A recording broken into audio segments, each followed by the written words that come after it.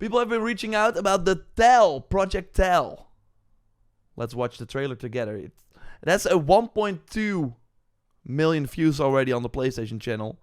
Big new single player game, I think.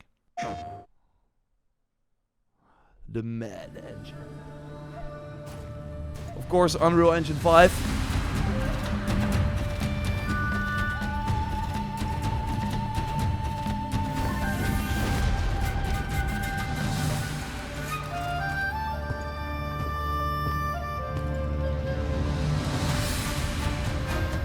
Okay, I'm already liking the... and it doesn't look... like, I can see this being a game. It's not like, oh my god, this is not real. This, yeah, totally looks like a village or you can explore. Really getting kind of Monster Hunter vibes from the blade here on the back. And of course, this looks kind of wild, so it's probably open world. We're gonna look at some more info in a moment.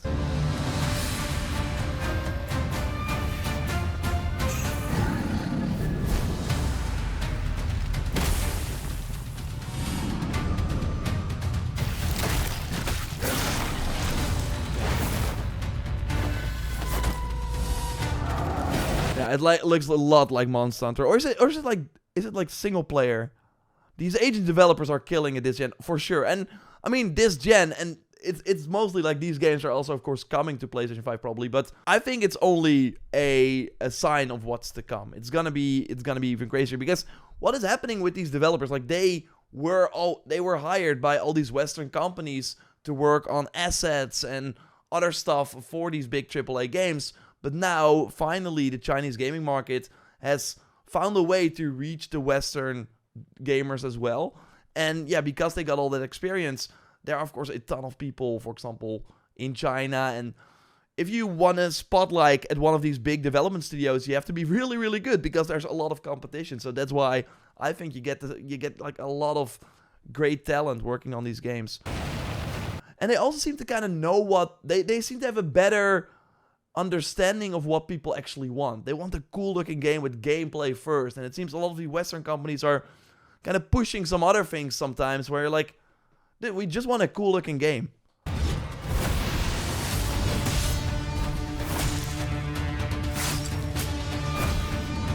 The monsters in this game are really cool.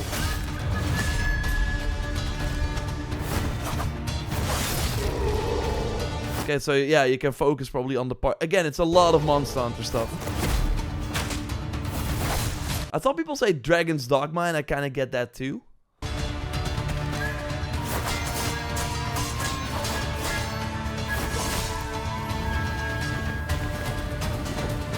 And I'm also happy that a lot of these games are not just Souls-like. Like, they are really like Phantom Blade Zero. You think, oh, that's a Souls-like. No, it's an action game. But it sure has some Souls-like elements. But I'm happy that we're moving more into the Stellar Blade type situation where it's just a really like fun action game instead of being a, oh, you have to beat your head against the wall for 100 times to beat the boss. Again, these bosses look insane.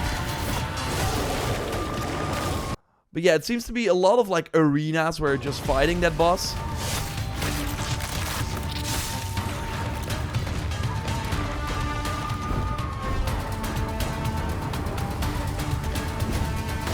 Dude.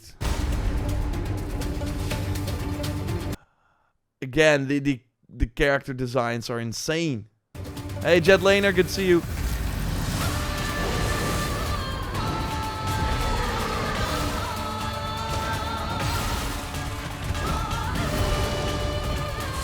And that's my only thing that I'm already seeing is all the arenas kind of look the same. It's just that like circular thing, just a plain area, like there's nothing really going on here.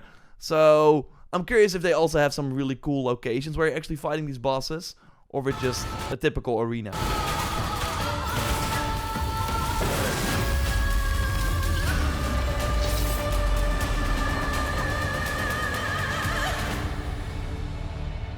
But yeah, looks great. Looks great. Let's see if we have some information here. Single player, open world action RPG. Okay. That delivers deep immersion, strategic combat, and a rich narrative shaped by your journey. Throughout your adventure, you will fight alongside distinctive in-game ally characters, each with unique abilities, personalities, combat styles, who grow with you and influence how the story unfolds. I'm sorry. Again, Dragon's Dogma. I totally get the comparison now. Together, you will face colossal creatures, uncover hidden realms, and experience a seamless blend of battle, exploration, and storytelling in a vibrant, living world. Sick. This is sick. And what we've been kind of like seeing with these types of games is, at first, like the first time we saw Black Myth Wukong, for example, it was like, this game is not real. It's not coming. And then we saw it. People got to play it. Wait, it's actually real. Whoa. And now we have seen, like, Phantom Blade Zero. I've played that game a couple of times. Crimson Desert. I've played that game a couple of times at Gamescom and other events. These games are real, and they're really coming, and they really look like this. And again, I don't think, because it looks very gamey in terms of the arena, I totally think this is what you get. And it's cool that we have kind of, like, that we can kind of understand and see, yeah, this is actually what the game will be like when we get to play it. So yeah, again, very Dragon's Dogma-y, but yeah, Dragon's Dogma, that's what I really liked about that game. It's very, anything can happen. You're exploring this world, so yeah, this seems to be more like a regular, like, you're traversing and fighting multiple enemies before getting to the new boss arena. Again, that's what I liked about Dragon's Dogma a lot. You could just walk around, Griffin flying by, dropping down, and now you're fighting that monster in a completely different location, and you have to adapt. Okay, what is the environment like?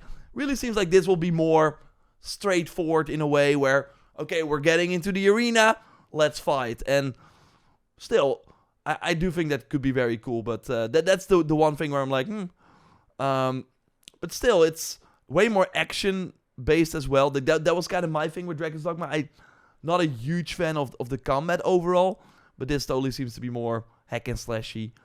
But yeah, it seems like we are, like, I'm curious if we can play someone, if we can choose the type of, like, role we're playing, or if we always are playing this guy and then we fill our roster basically with the other characters.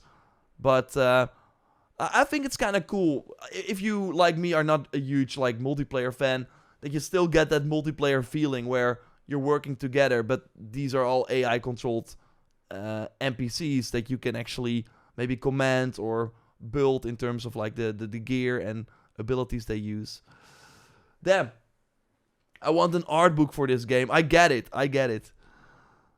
Yeah, this is awesome. Like, again, let's see if we have some more information maybe on the PlayStation blog or something. It's also kind of weird right now, in my opinion, that these trailers, they are just dropping out of nowhere. Like, it's a random October day, and they're like, yeah, sure, let's drop the Project Tal trailer. Again, I hope I pronounced it right. Project Tal, you would think, right? It feels like normally when E3 was still a thing or something, or you would save that for, like, a big show, because this could be the biggest reveal at a State of Play, and now it's just, yo guys, we got this new trailer, yeah, just publish it, we will. It's kind of weird, but hey, that's the day and age we live in right now. So yeah, the newly announced, it's South Korea. It's based around the country's mythology. That's, of course, also awesome with these Asian developers now getting the tools like Unreal Engine 5, working on these console games, that we get to experience the mythology that first was kind of foreign to us. That's why one of the main reasons why I love Black Myth Wukong as well, to kind of see that journey to the West on that scale. It's based around the country's mythology, AAA single-player action RPG, 2027. PlayStation 6 launch game. You see it here first, but PC and consoles. Like, again, they're not saying, yo, it's PS5, but it's Unreal Engine 5, so they might do it. They should probably do it. But yeah, this feels like a game you can probably play on the PS6 already if you want, or the next Xbox. But yeah, looks awesome. I don't think we have a lot of other info as far as I'm seeing here, but at least we now know the 2027. Publisher is We Made Max. Never heard of that before, but maybe there are people that know it. So let me know what you think, and subscribe, of course, for more.